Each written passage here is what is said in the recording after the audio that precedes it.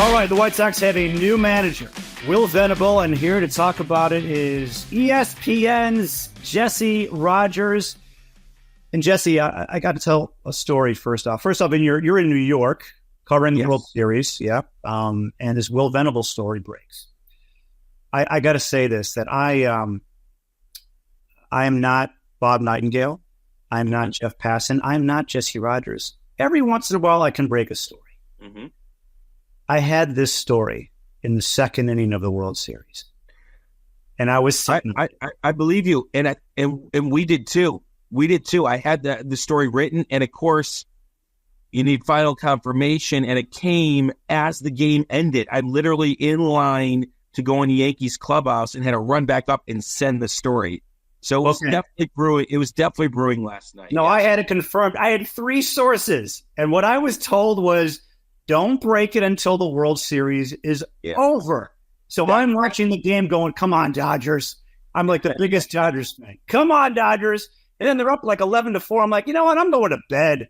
Yeah. I go to bed, and then sure enough, I wake up and everyone's broken the story. I thought you have to wait until the World Series, the actual World Series is over, not Game 4. Well, the team has to, but they'd already made the decision, and it started to leak. You have to remember, Will Venable worked for a team. He's leaving that team. There are going to be people on that team, the Rangers, that know he's leaving. There are going to be people on the White Sox that know he's coming, even if the GM isn't saying something publicly. So that's when the agreement is made, it's just like free agents. It leaks. And that's what happened. Because I was with you. I thought it would sit a day, and it didn't. And there was a lot of scrambling to be done. But luckily, I had the story written. I was happy about that. I didn't have to do anything but hit send. Okay. All right. Enough about me and Jesse talking about our jobs, covering the story. I want to know about Will Venable, and I figured you'd be a great person to talk to because you cover not only the White Sox and all the teams around the country, but you cover the Cubs a lot. And his first job after playing was with the Cubs. Theo Epstein hired him to be his special assistant, and then he became a third base coach and first base coach under Joe Maddon. So what can you tell White Sox fans about Will Venable?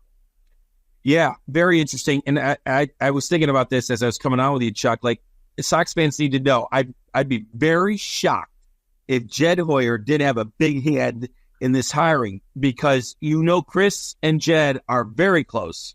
And it's really Jed that knows Will Venable more than Theo or anyone else. They were in San Diego together. So Jed, I'm sure, talked to Chris about him. The thing, first of all, my personal feelings about him, I think he's a really good guy, deserving of this chance.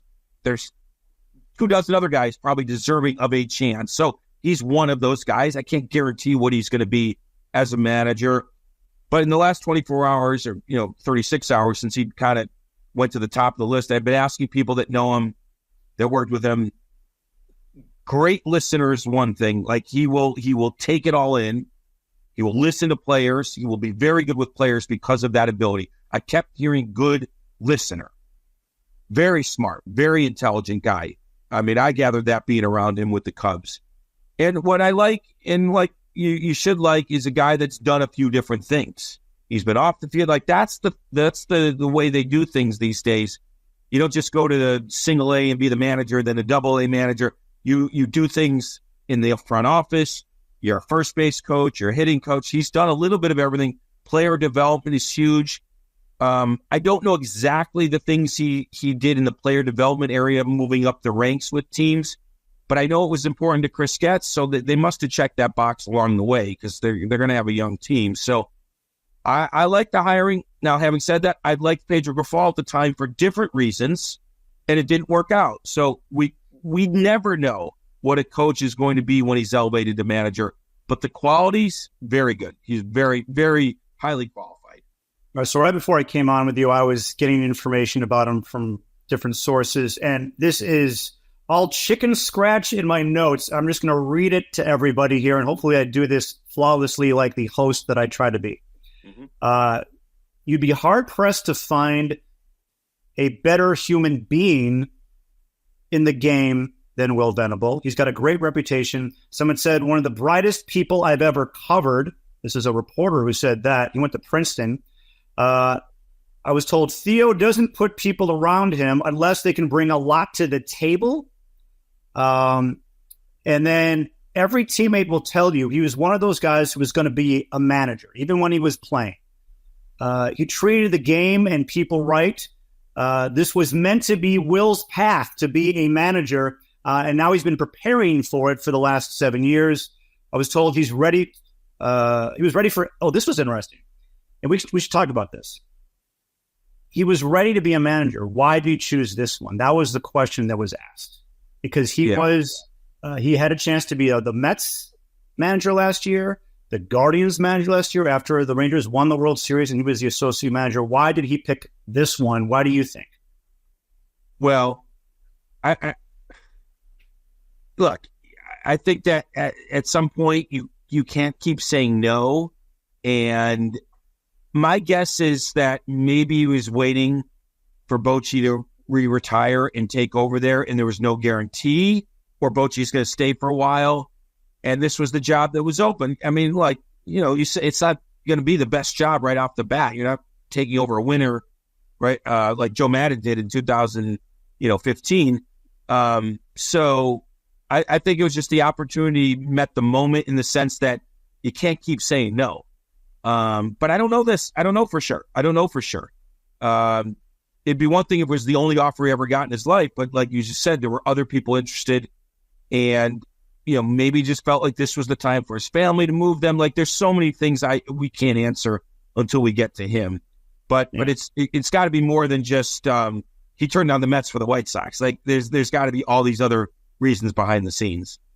Here's my guess. My guess is that he really bonded with Chris Getz, former player to former player. There was something there, and he felt like he sees eye to eye with him on things, and where the White Sox want to take this team, where he wants to take this team. And, maybe there's something to be said about, go to the Mets, go to the Guardians where they're ready to win. As a first-time manager, maybe it is better to be like, you know what? Maybe I should go to a team like the White Sox where we're kind of growing together as a team. And then when they're ready to win, he's really ready to win. What do you think about that? Yeah, no, I think those are good points. I think that's possible. I just don't know if, there were 7 other options this year. Would he have been with the White Sox? I don't know. But I don't doubt that he clicked with Chris Getz. I think there's a lot to that. I think that he just, these guys have a timeline in their head sometimes. And maybe this was the off season for it in his head. Like, okay, now I'm ready. I've done exactly everything I need. Again, their family considerations. So I don't doubt all the things you said, but I think there's probably a little bit more that he chose this moment in time to make the leap. All right, here's some more stuff from my notes from people on the record or off the record. I can't share who was giving me this information, but here's someone who said, guys are going to buy in with a guy who played the game and can speak their language. That was something that was missing from Pedro Grifol, but the players liked from Grady Sizemore. He's going to command accountability. Guys will show up to play for him. When players get to know him, they're going to want to run through a wall for him. When he was a player, he expected the best from his teammates when he played. And I think, as I'm hearing that and I'm thinking about what happened with Pedro Grifol and the team last year and what they're looking for, this seems like a really good match for the White Sox. What do you think? Yeah, I think all those are good things. I think, I texted Joe Maddon this morning, and he said great listener as well, and also said he knows what he knows. And I wonder if, he went in there with Chris Getz and said, look, I have an open mind about things. And I'm because Chris Getz definitely has a vision that he wants the manager to sort of implement. And the idea of knowing what you know means you have a curiosity about you. You're not acting like you know it all. So I think all the qualities we're talking about add up to a decent managerial candidate. I mean, again, never know when you have that lead job how you're going to, lead young men. But all we can do is go through the attributes, and they seem to be pretty good.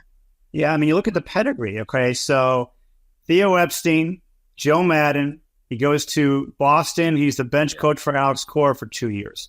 Bruce Bochy comes out of retirement. First guy he hires for his staff in Texas is Will Venable. They win a World Series. And then hat tip to John Greenberg of The Athletic. He said he interviewed Venable back in 2018, and Venable gave a lot of credit to his best friend and mentor, Dave Roberts, and his former first base coach, Rick Renteria. Yeah. I had many talks with Venable when he was with the Cubs, and I always came away impressed. And I think what you're talking about there is a guy that's been with some of the best in the game. And I mean, it'll be a great question for the press conference. Like, what'd you take away from these guys? Like, specific to Cora, specific to Madden, specific to Bochy. I'm sure there's a quality in each. And then, of course, you have to be your own person. You'll hear him say that because he does. He's going to bring his own thoughts to the job, but can't have a better pedigree than that, like you just mentioned. Pretty short amount of time, not that long ago, he was a player, so he still can be connected. And I heard from a lot of the players they liked him. So yeah, it's all those good qualities, but I'll tell you, Pedro had some good qualities on paper as well. One of them being of Cuban descent, and the White Sox had a bunch of Cuban players, and but things fell apart. So you just never know, but the qualities are there. And we don't know as we tape this what this means for Grady Sizemore. Obviously, a lot of players, maybe all the players, loved him. So maybe there's room for him on this team as well. What do you think happens with Grady? Yeah, I think he's got the kind of personality and relationship that it wouldn't be awkward to go back to a smaller role. Maybe bench coach. Maybe what he was doing last year, maybe a base coach. It sounds a little weird, but not that weird. He was in charge for a couple months, and now he's got another gig, and they have to defer to Will Venable. I think he's got the personality that he can do that. Most of the time, you can't do that.